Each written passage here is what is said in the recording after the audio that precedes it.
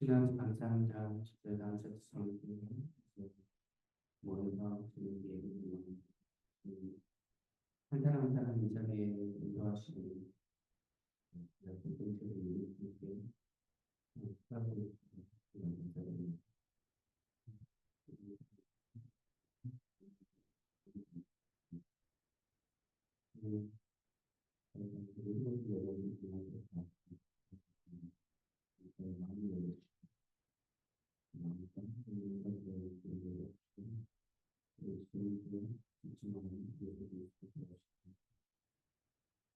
모든 시간에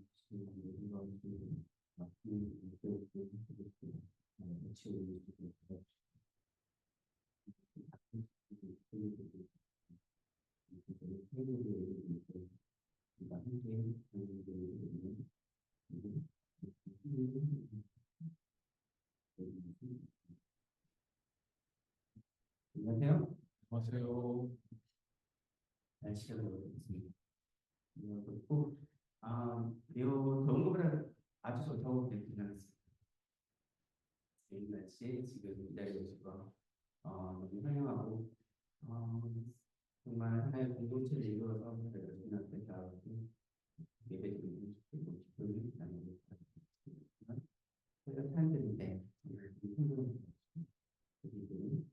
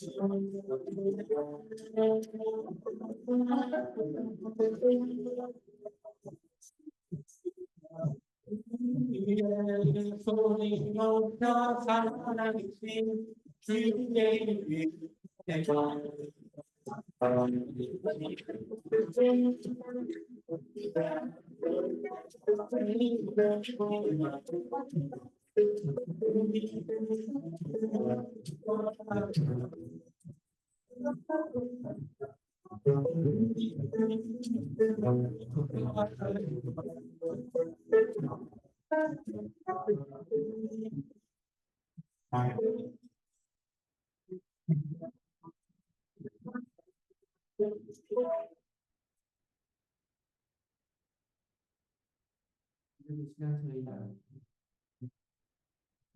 화할 수 있고 저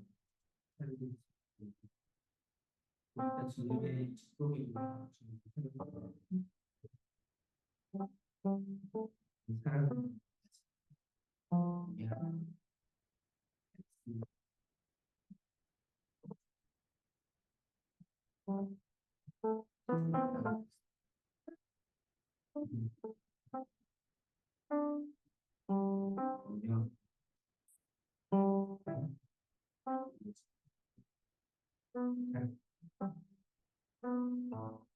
지금 이 시간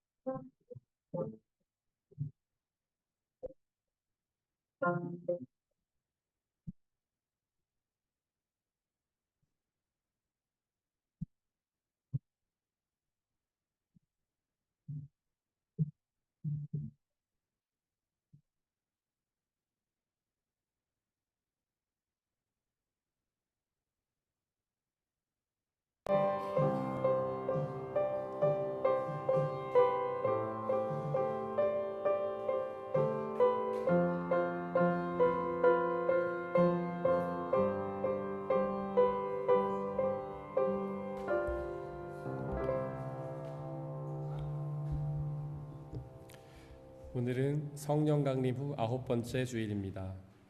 성령 하나님께서는 우리 안에서 역사하시며 예수님이 십자가에서 이루신 구원을 완성해 가시는 하나님이십니다. 그 성령의 충만함을 소망하며 예배 드리겠습니다. 모두 자리에서 일어나십시오.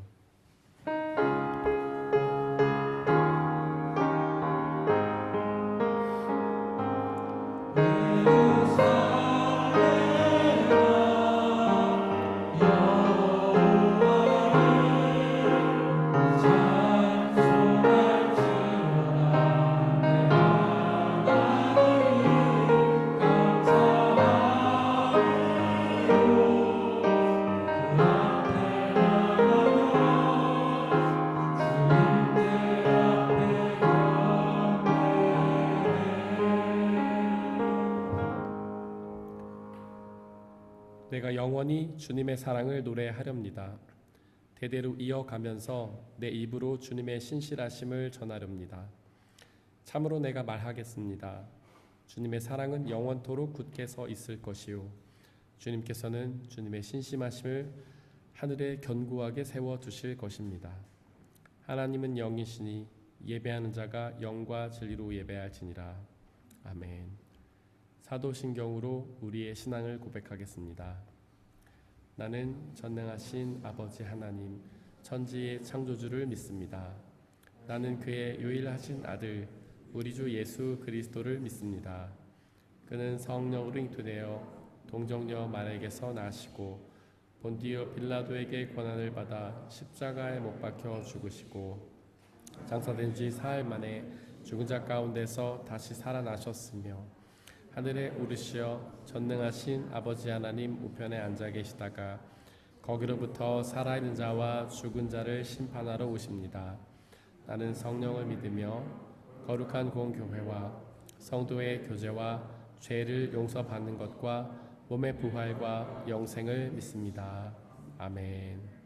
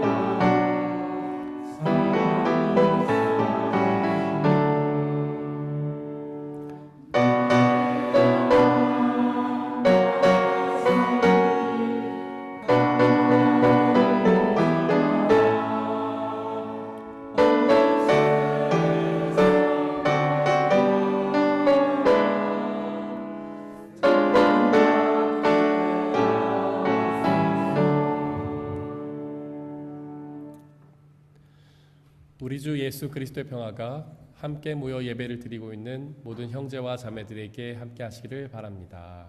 아멘. 우리 주변에 계신 분들과 평화 인사를 나누고 자리 앉도록 하겠습니다. 주의 평화가 함께 하시기를 바랍니다. 주의 평화가 함께 하시기를 바랍니다. 주의 평화가 함께 하시기를 바랍니다. 이한범 집사님께서 우리를 대신해 기도해 주시겠습니다.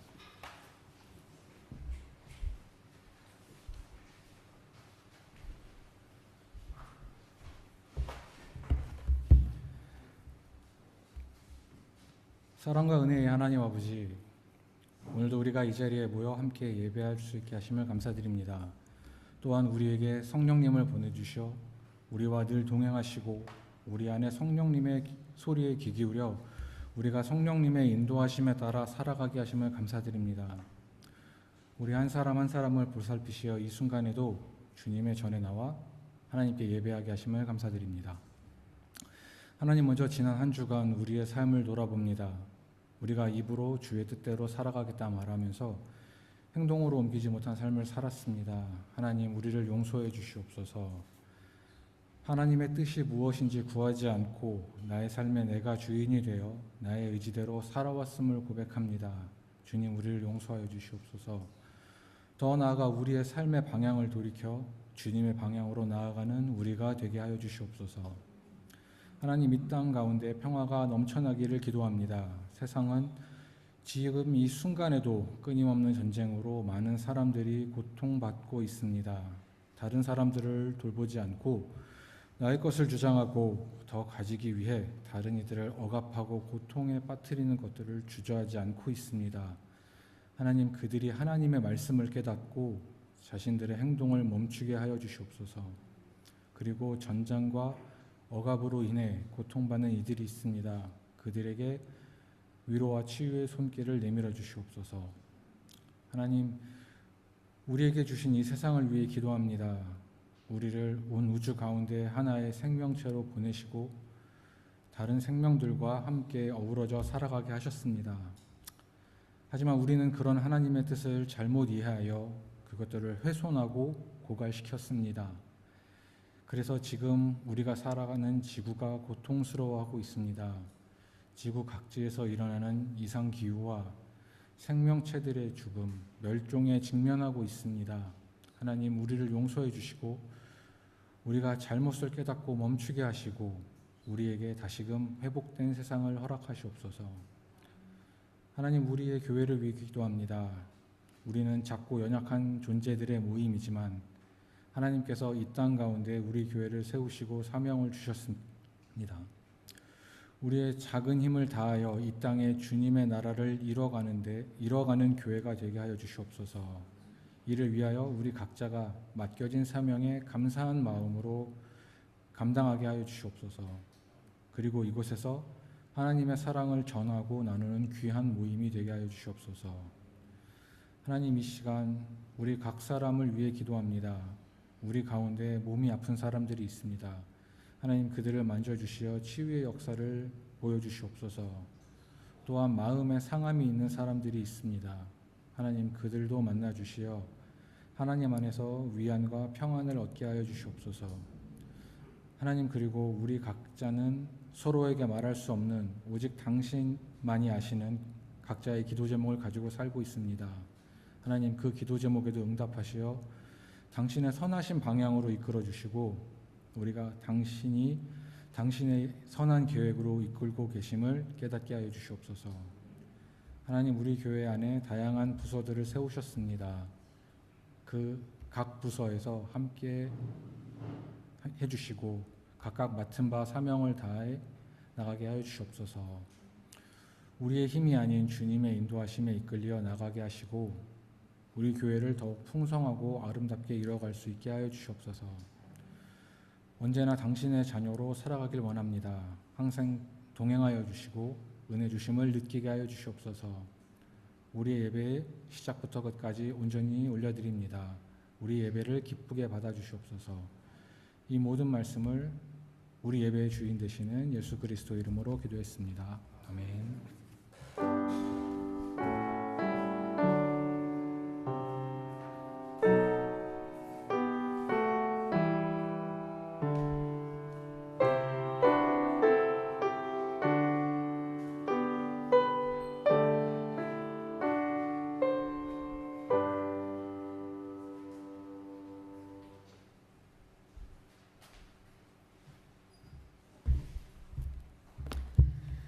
오늘의 일독서는 사무엘하 7장 1절에서 14절입니다. 모두 주님의 말씀을 들으십시오. 주님께서 사방에 있는 모든 원수들에게 다윗 왕을 완전하게 지켜주셨으므로 왕은 이제 자기의 왕궁에서 살게 되었다. 하루는 왕이 예언자 나단에게 말하였다. 나는 백향목 왕궁에 사는데 하나님의 궤는 아직도 휘장 안에 있습니다. 나단이 왕에게 말하였다. 주님께서 임금님과 함께 계시니 가셔서 무슨 일이든지 계획하신 대로 하십시오. 그러나 바로 그날 밤에 주님께서 나단에게 말씀하셨다. 너는 내 종 다윗에게 가서 전하여라. 나 주가 말한다. 내가 살 집을 내가 지으려고 하느냐? 그러나 나는 이스라엘 자손을 이집트에서 데리고 올라온 날로부터 오늘에 이르기까지 어떠한 집에서도 살지 않고 오직 장막이나 성막에 있으면서 옮겨 다니며 지냈다. 내가 이스라엘 온 자손과 함께 옮겨 다닌 모든 곳에서 내가 나의 백성 이스라엘을 돌보라고 명한 이스라엘 그 어느 지파에게라도 나에게 백향목 집을 지어주지 않는 것을 두고 말한 적이 있느냐? 그러므로 이제 너는 나의 종 다윗에게 전하여라. 나 만군의 주가 말한다. 양떼를 따라다니던 너를 목장에서 데려다가 내 백성 이스라엘 통치자로 삼은 것은 바로 나다. 나는 내가 어디로 가든지 언제나 너와 함께 있어서 내 모든 원수를 내 앞에서 물리쳐 주었다. 나는 이제 내 이름을 세상에서 위대한 사람들의 이름과 같이 빛나게 해주겠다. 이제 내가 한 곳을 정하여 거기에 내 백성 이스라엘을 심어 그들이 자기의 땅에서 자리 잡고 살면서 다시는 옮겨 다닐 필요가 없도록 하고 이전과 같이 악한 사람들에게 억압을 받는 일도 없도록 하겠다. 이전에 내가 나의 백성 이스라엘에게 사사들을 세워준 때와 달리 내가 너를 너의 모든 원수로부터 보호하여서 평안히 살게 하겠다. 그뿐만 아니라 나 주가 너의 집안을 한 왕조로 만들겠다는 것을 이제 나 주가 너에게 선언한다. 너의 생애가 다하여서 내가 너의 조상들과 함께 묻히면 내가 내 몸에서 나올 자식을 후계자로 세워서 그의 나라를 튼튼하게 하겠다. 바로 그가 나의 이름을 드러내려고 집을 지을 것이며 나는 그의 나라와 왕위를 영원토록 튼튼하게 하여 주겠다. 나는 그의 아버지가 되고 그는 나의 아들이 될 것이다. 그가 죄를 지으면 사람들이 저의 자식을 매로 때리거나 채찍으로 치듯이 나도 그를 징계하겠다. 이것은 거룩하신 하나님의 말씀입니다.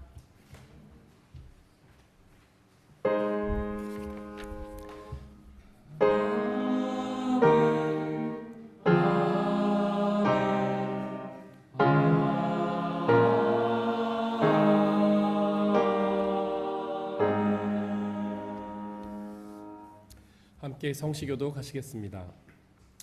주여, 주는 대대에 우리의 거처가 되셨나이다.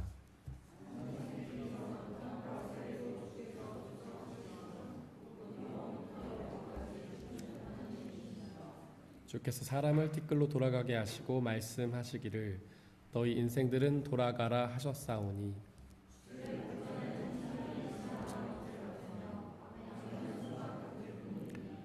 주께서 그들을 홍수처럼 쓸어 가시나이다.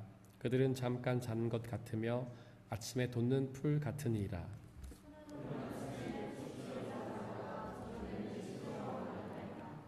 우리는 주의 노에 소멸되며 주의 분내심에 놀라나이다.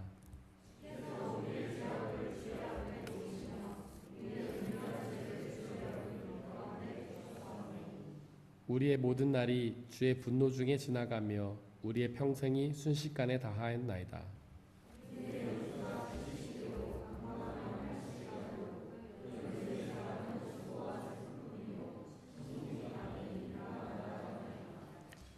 누가 주의 노여움의 능력을 알며 누가 주의 진노의 두려움을 알리이까?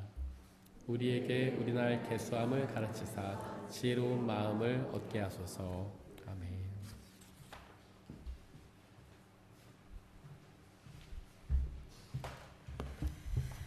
오늘의 이독서는 에베소서 2장 11절에서 22절입니다. 모두 주님의 말씀을 들으십시오.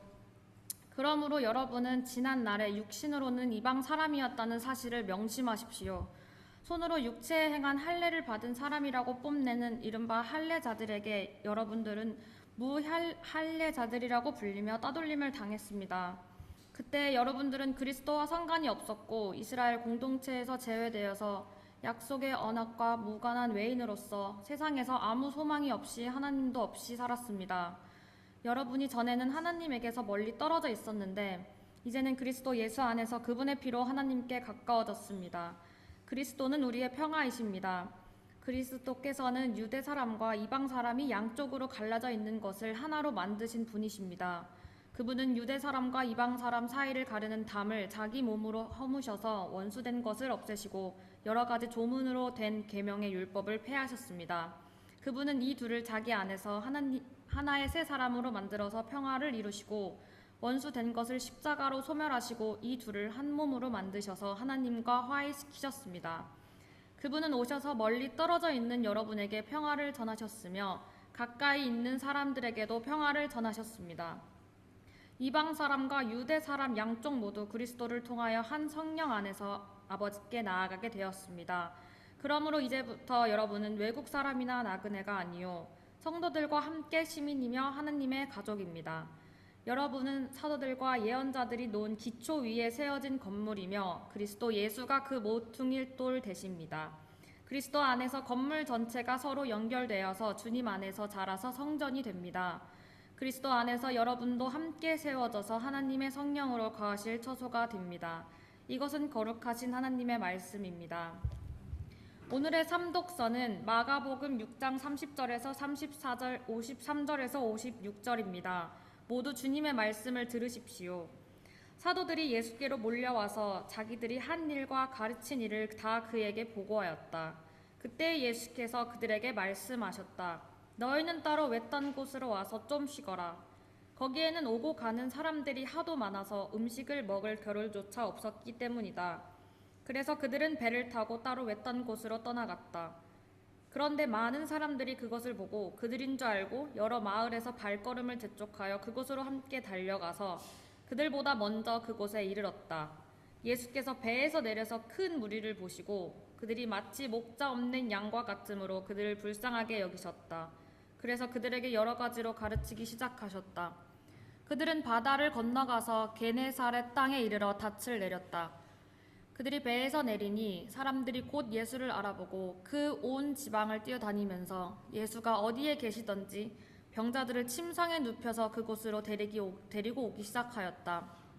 예수께서 마을이든 도시든 농촌이든 어디에 들어가시든지 사람들이 병자들을 장터거리에 데려다 놓고 예수께 그 옷을만이라도 손을 대게 해달라고 간청하였다.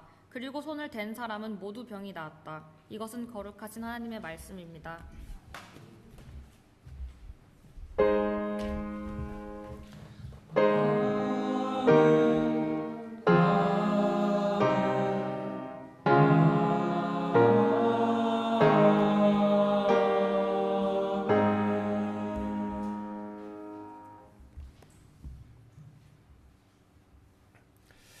함께 기도하고 주님의 말씀을 나누겠습니다. 사랑과 은혜의 하나님, 당신은 우리를 사랑하셔서 이 모든 역사를 창조하시고 그 모든 일들을 이루심을 고백합니다.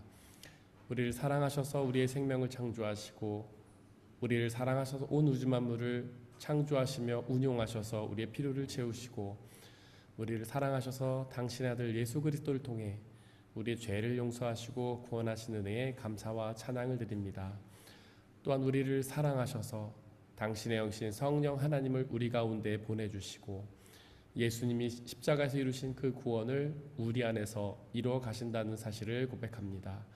주님, 그 성령의 충만함을 소망하며 성령의 충만함을 느끼며 나아가길 원합니다.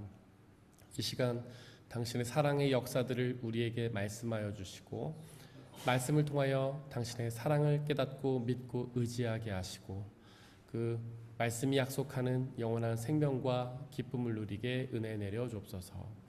이 시간 당신의 말씀만이 드러나게 하시고 말씀을 가로막는 모든 세력들을 물리쳐 주옵소서. 우리 주 예수 그리스도의 이름으로 기도드렸습니다. 아멘. 우리 아버지 하나님과 예수 그리스도께서 주신 은혜와 평화가 여러분들에게 있기를 바랍니다. 오늘의 일독서 본문 사무엘하 7장은 다윗이 이스라엘 왕이 된 후의 일을 기록하고 있습니다. 2절에 보니까 다윗은 왕이 된 후에 가장 먼저 하나님을 위한 성전을 지으려고 했는데요. 그 어떤 것보다도 하나님의 성전을 지으려 하다니 역시 다윗답지 않습니까? 다윗이 하나님을 사랑했다는 점에는 의심할 여지가 없습니다. 하지만 사실 다윗이 하나님만을 생각해서 성전을 지으려던 것은 아니었습니다. 그것에는 정치적인 의도도 있었는데요.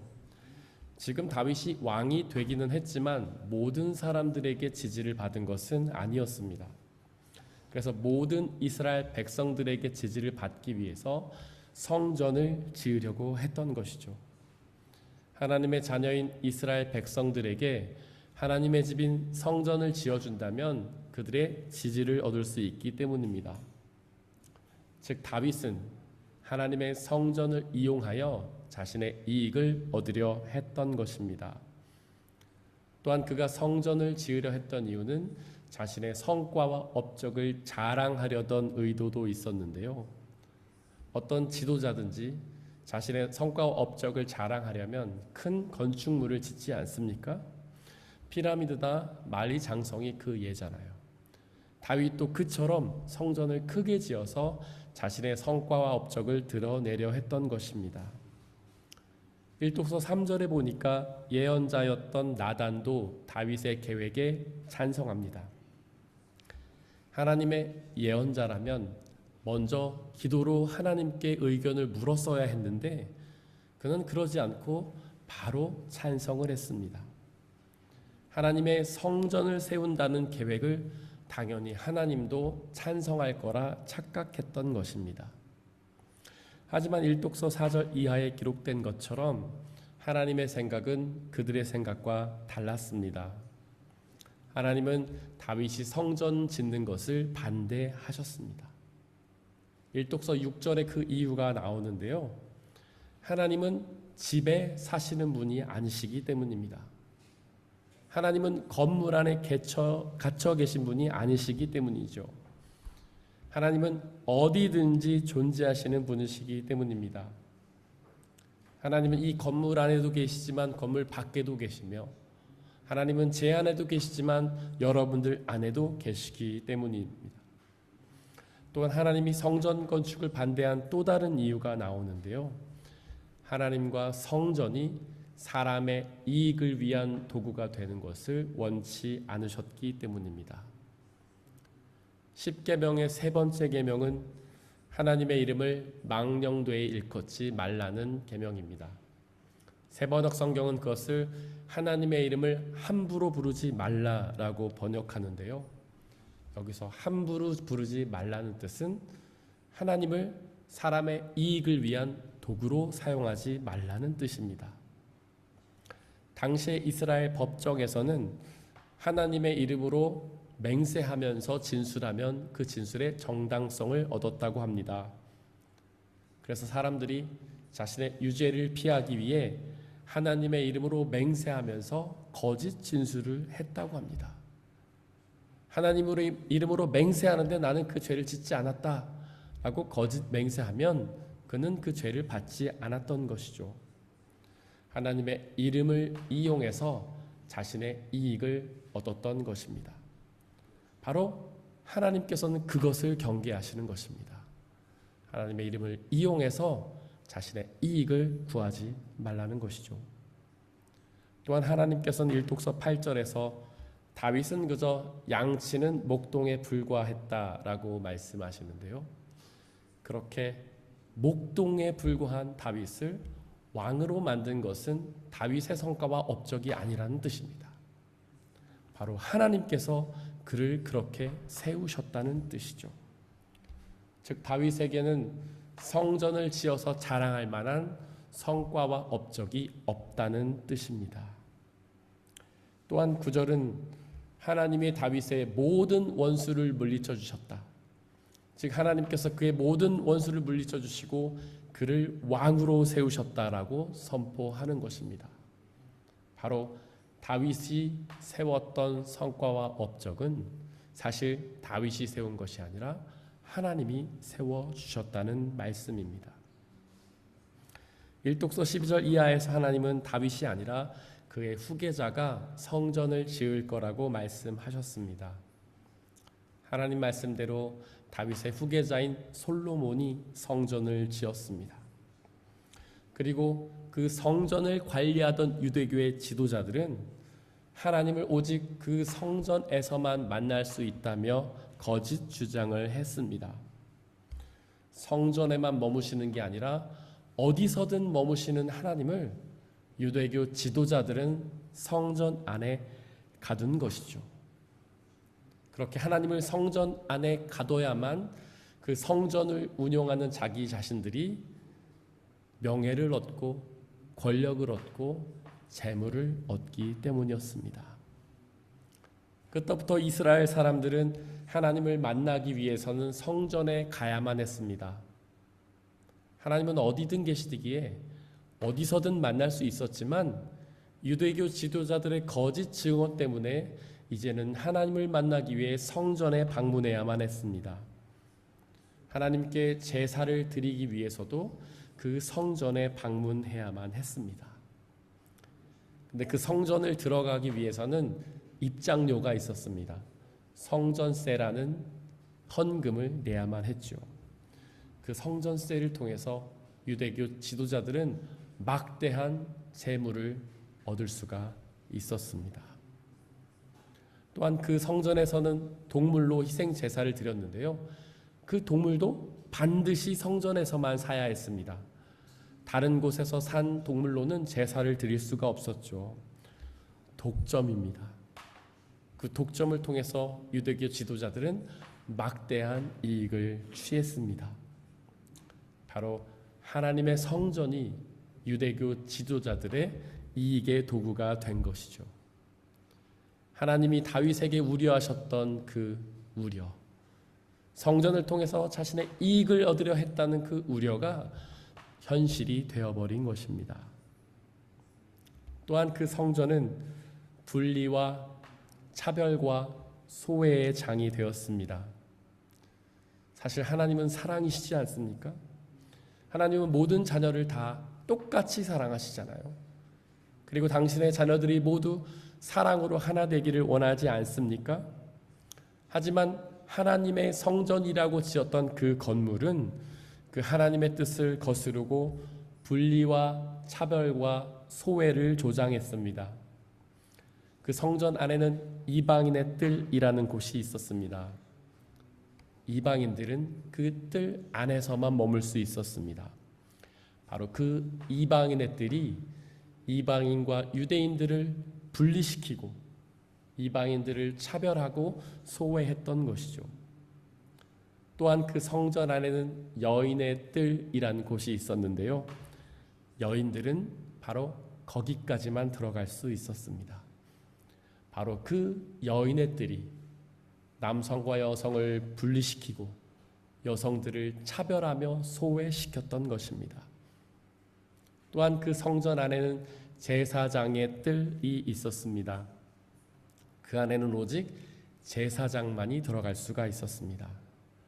바로 그 제사장의 뜰이 제사장과 평신도를 분리시키고 평신도를 차별하고 소외시켰던 것이죠. 그 분리의 기준은 율법이었습니다. 율법을 잘 지켰던 유대인과 남성들, 제사장들은 인정을 받았지만 그 율법을 지킬 수 없었던 이방인과 여성들 그리고 평신도는 분리와 차별과 소외를 당했던 것이죠. 율법주의는 성과주의와 업적주의입니다. 율법을 잘 지키는 사람은 그의 성과를 쌓고 그의 업적을 인정받지 않습니까? 율법을 잘 지키는 사람은 참 신앙이 훌륭한 사람이다 라고 칭송을 받잖아요. 하지만 율법을 잘 지키지 못한 사람들은 분리와 차별과 소외를 당했습니다. 저 율법도 지키지 못하는 어리석고 부질한 사람이라 분리와 차별과 소외를 당했죠. 사실 이 율법이라는 것이 세상의 법칙과 똑같지 않습니까? 이 세상도 그렇게 흘러가잖아요. 세상에서도 성과와 업적을 쌓은 사람은 인정을 받지만 그렇지 못한 사람은 분리와 차별과 소외를 당하잖아요. 하나님의 성전이 이 세상과 다를 바가 없었던 것입니다. 이런 분리와 차별과 소외는 다툼과 전쟁으로 이어집니다. 그렇게 누군가를 분리시키고 차별하고 소외시키는데 싸움이 나지 않을 수가 있겠습니까? 역사적으로 이 이스라엘 성전을 두고는 많은 전쟁이 일어났습니다. 이스라엘은 이 성전을 두고 남유다와 북이스라엘로 갈라져서 서로 전쟁을 했습니다. 또한 십자군 전쟁을 통해서 기독교와 이슬람이 이 성전을 두고 치열한 전쟁을 벌였습니다. 그 싸움은 바로 지금도 여전히 이어지고 있습니다. 팔레스타인과 이스라엘이 여전히 서로 전쟁하고 있지 않습니까? 하나님을 위해 지었다는 성전이 오히려 하나님의 영광을 가리었던 것입니다. 마가복음 11장에 보니까 원래는 갈릴리라는 지역에서 활동하시던 예수님이 이 성전이 있던 예루살렘으로 들어가셨습니다. 그리고 이 예루살렘 성전에 들어가셔서 가장 먼저 하셨던 일이 이 성전을 방문하신 일이었습니다. 그리고는 이 성전이 만민이 기도하는 집이다라고 선포하셨습니다. 즉 성전은 하나님이 거하시는 곳이 아니라 우리가 하나님을 만나서 기도하는 곳이라는 말씀입니다. 하나님은 성전에만 계신 게 아니라 어디에든 계시지만 우리가 그 하나님과 만나 대화하기 위해 성전을 방문한다는 말씀입니다. 또한 예수님은 그 성전에서 상인들을 뒤집어 엎으셨습니다. 즉 성전을 통해 이익을 얻던 자들을 물리쳐셨던 것이죠. 하나님의 이름을 함부로 불러서는 안 되기 때문입니다. 하나님의 이름을 이용해서 사람의 이익을 추구해서는 안 되기 때문이죠. 또한 예수님은 이 성전을 허물라라고 선포하셨습니다. 그 성전이 무너져야 한다는 말씀이죠. 하나님은 성전에 거하시지 않기 때문입니다. 성전을 통해서 사람이 이익을 취하면 안 되기 때문이죠. 성전을 통해서 분리와 차별, 소외가 일어나서는 안 되기 때문입니다. 누가복음 25장 45절은 예수님이 십자가에서 죽으실 때에 이 성전의 휘장이 갈라졌다라고 선포하는데요. 예수님이 죽으실 때에 그 성전을 허무셨던 것입니다. 그로 인해 그 성전을 이루었던 율법도 함께 사라져 버렸죠. 그러므로 이제 우리는 더 이상 율법을 지킴으로써가 아니라 예수 그리스도를 믿음으로써 구원을 얻게 되었습니다. 이독서 14절에 보니까 사람 사이를 가르는 담을 예수님이 자기 몸으로 허무셔서 원수된 것을 없애셨다고 선포하는데요. 이렇게 예수님의 성전의 담을 허무시면서 더 이상 이방인의 뜰도 제사장의 뜰도 여인의 뜰도 존재하지 않게 되었습니다. 즉 예수님은 성전에 존재하던 모든 분리와 소외와 차별을 제거하셨던 것입니다. 이어서 예수님은 요한복음 2장 19절에서 이 성전을 허물면 내가 사흘 만에 다시 세우겠다라고 말씀하셨는데요.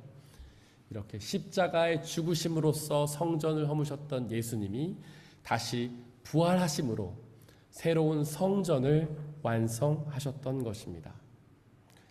20절에 보니까 그 새로운 성전은 예수 그리스도께서 그 모퉁이 돌이 되신다라고 선포하는데요.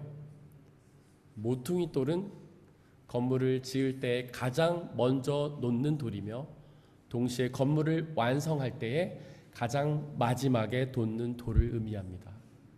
바로 예수 그리스도께서 우리 성전의 시작이시며 완성이란 뜻입니다.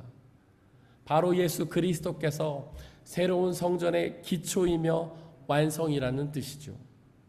또한 22절은 그 성전이 성령이 거하시는 처소다라고 선포하는데요.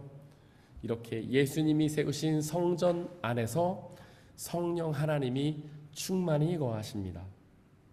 성령 하나님이 충만히 거하시며 예수님이 십자가의 죽으심과 부활로 이루신 그 구원을 이루어 가십니다. 이렇게 예수님이 지으신 새로운 성전을 우리는 교회라고 부릅니다. 교회를 뜻하는 헬라어 에클레시아는 원래 사람들의 모임, 즉 공동체라는 뜻인데요. 독일어로도 교회를 키르셴 게마인데, 즉 교회 공동체라고 부르지 않습니까? 교회는 건물이 아닙니다. 교회는 예수님을 믿는 사람들의 공동체를 뜻하는 것이죠. 예수님을 믿는 사람들이 모인 공동체가 있는 곳이라면 거기가 어디든 교회입니다.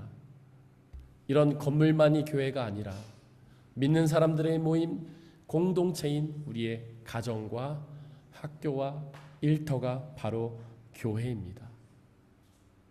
사도행전에 나오는 초대교회가 그 교회의 이상적인 모습을 보여줍니다. 그들은 자신들의 소유를 교회에다가 바쳤습니다. 즉 그들은 교회를 통해서 어떤 이익을 얻으려 했던 것이 아니었죠. 오히려 자신의 소유를 하나님을 위해 사용했던 것입니다. 또한 초대교회에는 율법이 없었습니다. 율법을 잘 지키지 못한다고 해도, 주일 성수나 헌금이나 봉사를 못한다고 해도 교회의 일원이 될 수가 있었습니다. 그들은 오직 예수 그리스도를 믿는 일에 집중했습니다.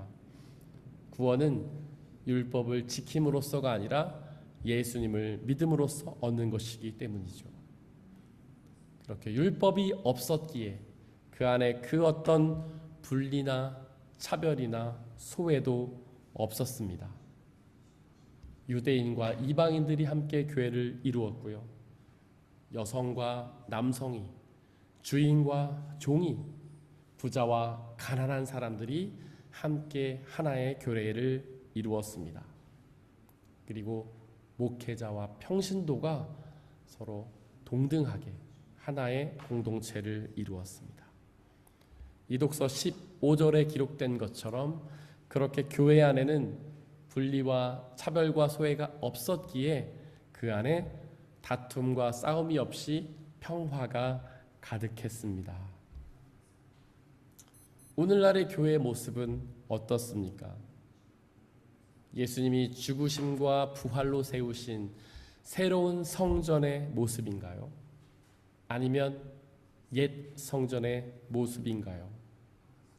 사람의 이익과 율법적인 성과와 노력과 분리와 차별과 소외가 가득한 옛 성전의 모습은 아닙니까? 하나님의 뜻과 예수님을 향한 믿음과 사랑과 일치로 가득한 새로운 성전의 모습인가요? 옛 성전을 허물고 새로운 성전을 세우라는 예수님의 말씀을 기억하시기를 바랍니다. 하나님과 성전을 나의 이익을 위한 도구로 삼는 게 아니라 하나님을 나의 주인으로 삼고 나의 이익을 위해 하나님을 이용하는 것이 아니라 하나님을 위해 나를 이용하며 율법적 성과와 노력에 집중하는 것이 아니라 예수 그리스도를 믿음에 집중하고 분리와 차별과 소외를 조장하는 것이 아니라 하나님의 사랑으로 하나 되는 이 교회를 세우는 일에 애를 쓰시기를 바랍니다. 과연 어떻게 해야 이렇게 새로운 성전인 교회를 이룰 수가 있을까요? 이독서 21절을 보시기를 바랍니다. 그리스도 안에서 건물 전체가 서로 연결되어서 주님 안에서 자라서 성전이 된다고 선포하는데요. 그렇게 우리가 오직 예수 그리스도 안에서 서로 연결되고 주님 안에서 자라갈 때에 새로운 성전인 교회를 이룰 수가 있는 것입니다. 그러므로 사랑하는 성도 여러분들, 다른 것을 향한 그 모든 마음을 다 내려놓고 오직 예수 그리스도 앞에 집중하시기를 바랍니다. 그러면 새로운 성전인 교회가 세워져서 그 교회가 하나님 나라로 이루어지고 그 안에서 영원한 생명과 하나님 나라 그리고 주님이 주시는 평화를 누리게 될 것입니다. 사람의 헤아림을 뛰어넘는 하나님의 평화가 여러분들의 마음과 생각을 그리스도 예수 안에서 지켜주시기를 원합니다. 이 시간 오늘 선포된 말씀을 돌이켜보면서 그 말씀을 우리의 가슴에 새기고 그 말씀을 믿고 의지하며 나가게 해달라고 이 시간 잠시 묵상 가운데에서 기도하겠습니다.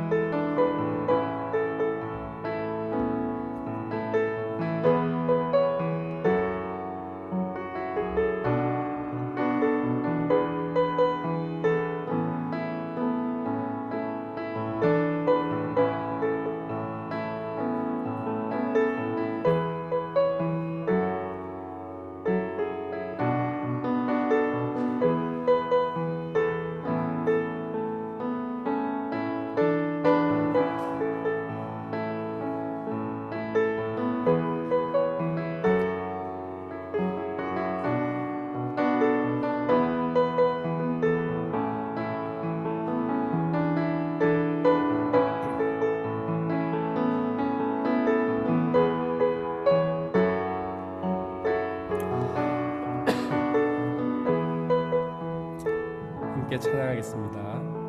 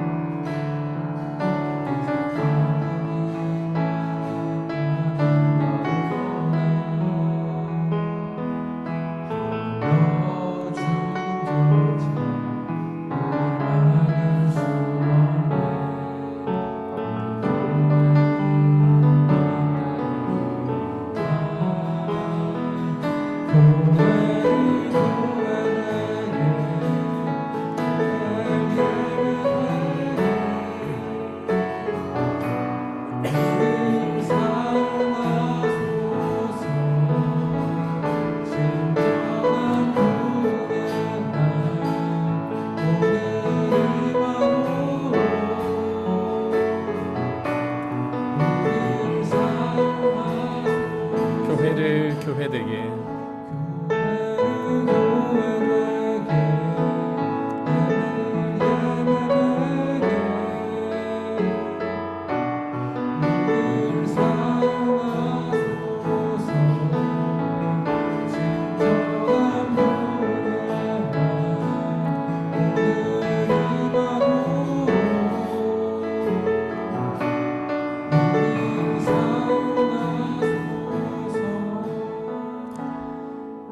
유대계 지도자들은 성전을 지어놓고는 하나님을 그 안에 가두었습니다. 그리고는 그 성전을 자신의 이익을 얻기 위한 도구로 활용하며 그 안에서 분리와 차별과 소외를 만들어냈습니다. 하지만 우리 주 예수 그리스도께서는 그 성전을 허무셨습니다. 그리고 사흘 만에 부활하심으로 다시 이루셨습니다. 예수님이 성전 안에는 더 이상 이익을 위한 도구도 없으며 율법도 없으며 분리와 차별과 소외도 없습니다. 그 안에는 오직 모퉁이 돌 예수 되신 예수 그리스도만이 존재하십니다. 우리가 오직 예수 그리스도만을 바라볼 때에 우리는 그 새로운 성전인 교회를 이루어가고 이 교회가 하나님 나라로 이루어지며 그 안에서 하나님이 주신 영원한 생명과 평화를 누릴 수 있게 됩니다. 우리가 오직 예수 그리스도께만 집중함으로 우리의 교회를 참된 교회가 되게 하시고 그 교회를 통하여 하나님 나라와 영원한 생명, 평화를 누리게 해달라고 이 시간에 함께 기도하겠습니다. 사랑하는 하나님, 간절히 기도합니다. 우리가 하나님 오직 예수 그리스도께만 집중하게 하여 주시옵소서. 오직 예수 그리스도만을 바라보게 하시고 오직 예수 그리스도만을 의지하게 하시고 주님만을 의지하며 나가 이 교회 공동체를 통해 하나님의 나라를 경험하며 부활을 경험하며 주님 평화를 경험할 수 있게 아버지 하나님 역사하여 주시옵소서. 성령 하나님 함께하여 주시고 인도하여 주시고 성령님께서 주셔서 이 교회를 통해서 경험하고 나갈 수 있게 아버지 역사해 주시고 성령 하나님 새로운 성장을 통해서 예수를 통해서 의지하며 나갈 수 있게 아버지 하나님께서 역사해 주시고 예수를 주셔서 하나님께서 예배하고 하나님 회복시켜 주시고 성령 하나님 인도하여 주셔서 예수 그리스도를 바라보는 말씀 인도하여 주시고 주여 인도하여 주시고 역사하여 주시고 인정하여 주셔서 회복시켜 주시옵소서. 하나님만 바라보는 말씀 역사하시고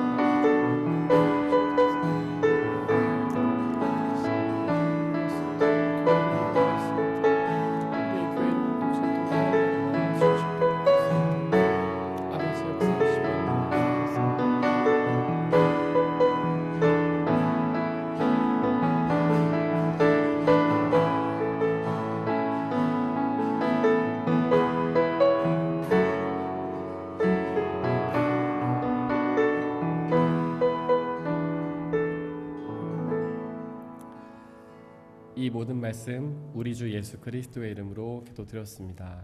아멘. 주님이 가르치신 기도로 함께 기도하겠습니다. 하늘에 계신 우리 아버지, 아버지의 이름을 거룩하게 하시며 아버지의 나라가 오게 하시며 아버지의 뜻이 하늘에서와 같이 땅에서도 이루어지게 하소서. 오늘 우리에게 일용할 양식을 주시고 우리가 우리에게 잘못한 사람을 용서하여 준 것 같이 우리 죄를 용서하여 주시고 우리를 시험에 빠지지 않게 하시고 악에서 구하소서. 나라와 권능과 영광이 영원히 아버지의 것입니다. 아멘.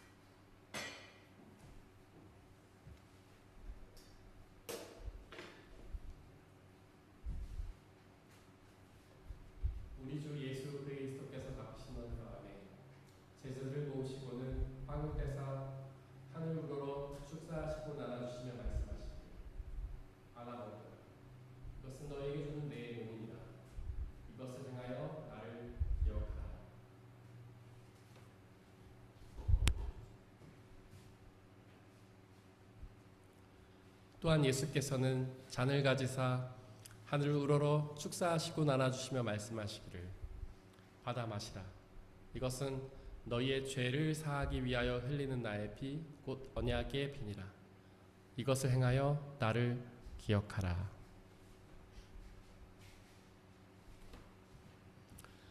우리 아버지 되신 하나님, 이 시간 간절히 기도하오니 당신의 영이신 성령 하나님을 이 빵과 포도주에 보내주시사 우리가 이것을 먹고 마실 때마다 주께서 살아계셔서 우리와 함께 계심을 기억하고 믿게 하여 주옵소서. 또한 이 한 빵과 포도주를 나눠 먹는 모든 사람들이 주님 안에 한 형제요 자매임을 기억하고 믿게 하여 주옵소서. 또한 주님이 다시 오시는 그날까지 이것을 행하며 그날에 이루어질 하나님 나라와 영원한 생명을 소망하게 하여 주옵소서. 지금 이 시간 우리 주님께서는 저와 여러분들을 주님의 식탁으로 초대하십니다. 우리 함께 주님의 몸과 피를 먹고 마시도록 하겠습니다. 성찬에 참여하기를 원하시는 분들은 자리에서 일어나 주십시오.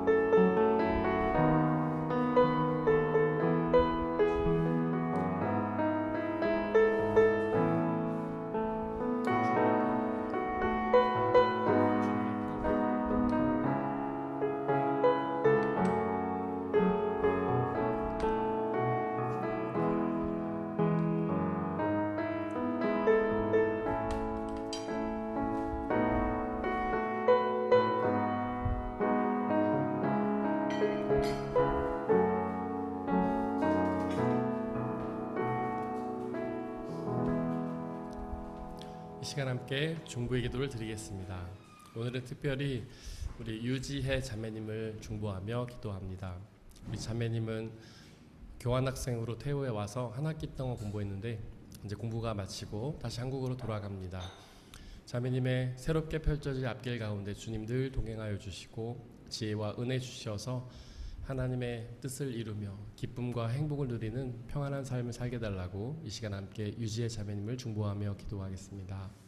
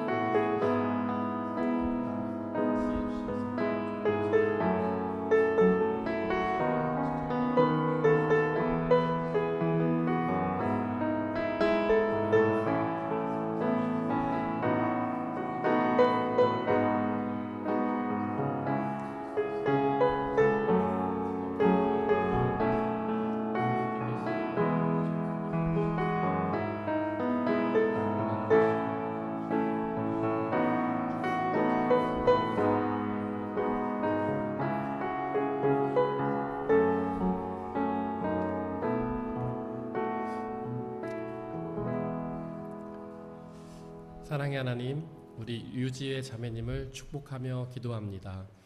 하나님께서 계획하신 바가 있어서 우리 자매님을 저희 곁으로 보내주셨고 한 학기 동안 또 이렇게 기쁨으로 함께 생활하였는데 또 다른 주님의 뜻이 있어 우리 자매님을 한국으로 파송합니다.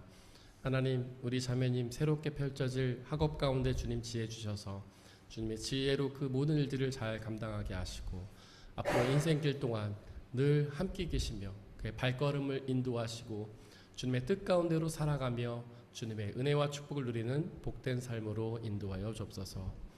들어진 물질을 놓고 기도합니다. 우리가 지금 받아 누리고 있는 그 모든 것들이 나의 노력과 성과로 얻어진 대가가 아니라 하나님 주신 은혜의 선물임을 고백하며 그 중에 일부를 다시 주님께 되돌려드리는 이 모든 손길들을 축복하여 주옵소서. 그 삶 가운데 늘 동행하시며 가장 족한 것들로 가장 좋은 것들로 채워주시는 복된 은혜 베풀어 주옵소서. 이 물질이 쓰여지는 곳곳마다 하나님 나라가 확장되게 하시고 믿는 사람들의 숫자가 더욱 많아지는 놀라운 역사 허락하여 주옵소서. 우리에게 언제나 항상 가장 좋은 은혜 주시는 주님께 감사드리며 이 모든 말씀 우리 주 예수 그리스도의 이름으로 기도드렸습니다. 아멘. 우리 예수님의 이름으로 예배에 참석하신 모든 분들을 진심으로 환영합니다. 우리 옆에 있는 분들 박수로 환영했으면 좋겠습니다. 우리 또 귀한 분이 저희 교회 공동체에 방문해 주셨는데 우리 정인성 형제님 전에도 한번 방문을 해주셨었거든요. 그때는 이제 베를린에 계시다가 방문해 주셨는데 이제 그 DK에 입사를 하셔가지고 저희 또 교회 공동체에 방문해 주셨습니다. 우리 형제님을 진심으로 환영합니다.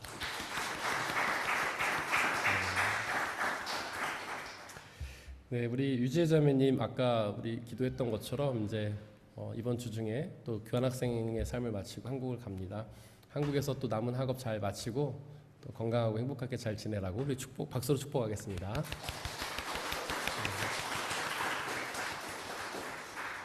우리 황정순 집사님 돌아온 주간에 한국에 방문하십니다. 잘 다녀오세요.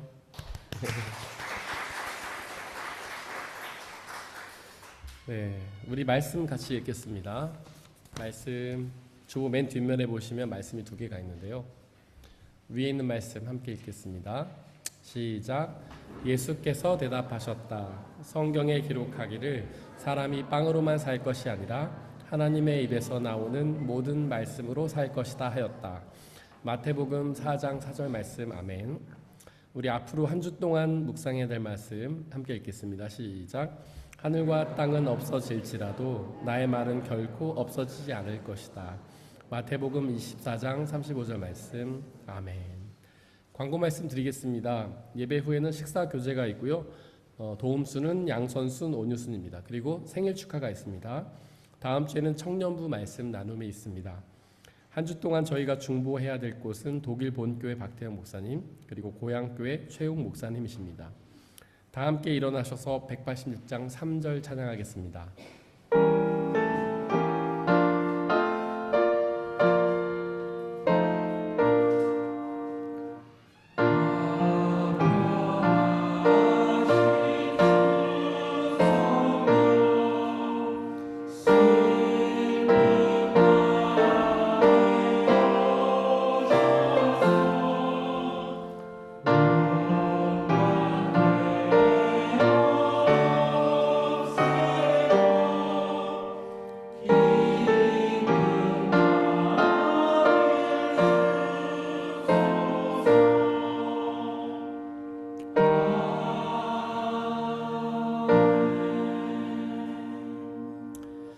사랑하는 형제 자매 여러분들, 하나님께 예배를 드렸으니 이제 세상으로 나아가십시오.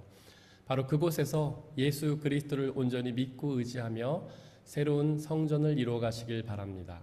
비록 그 삶이 쉽지는 않겠지만 우리와 항상 함께 하시는 성령님을 의지하고 그분이 주시는 평안함과 자유함에 거하시기를 바랍니다. 지금은 우리 주 예수 그리스도의 은혜와 아버지 하나님의 한이 없으신 사랑하심과 성령님의 교제하심, 위로 인도 보호하심이 우리 모든 성도님들 머리머리 위에와 그들이 속한 가정과 일터와 학업과 그들이 만나는 모든 사람들 위에 지금부터 영원토록 함께하여 주옵시기를 간절히 축원하옵나이다. 아멘.